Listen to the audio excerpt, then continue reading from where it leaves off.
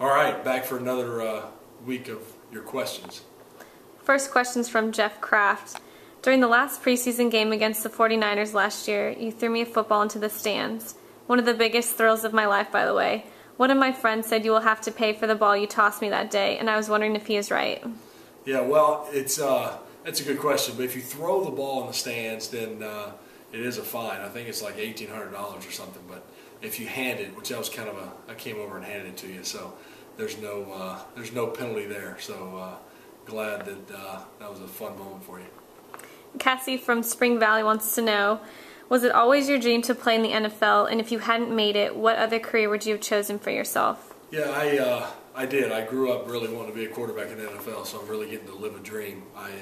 It was like third or fourth grade. I still have the poster. We had a class project, and what I wanted to be when I grew up, and I cut the head off of a receiver. It was Chris Carter, actually, on Sports Illustrated, and pasted my little fourth grade face on the body, and so I really did. This is what I've always wanted to do, but I'd probably be coaching, and I still think I'll coach at some point, probably at the high school level. My dad was a high school coach, and I have a passion for doing that, so I'm sure that's where I'll end up. Next question is from Gabriel Candela. He wants to know, does music motivate you before each game? What kind of music do you like to listen to on game day, if you do? Yeah, I'm not a big music person pre-game in the locker room or anything, but I do listen to Johnny Cash driving to the stadium. So the whole Get Rhythm and Burning Ring of Fire and all that good Johnny Cash stuff is what I listen to driving in. Last but not least, Isaac Straka.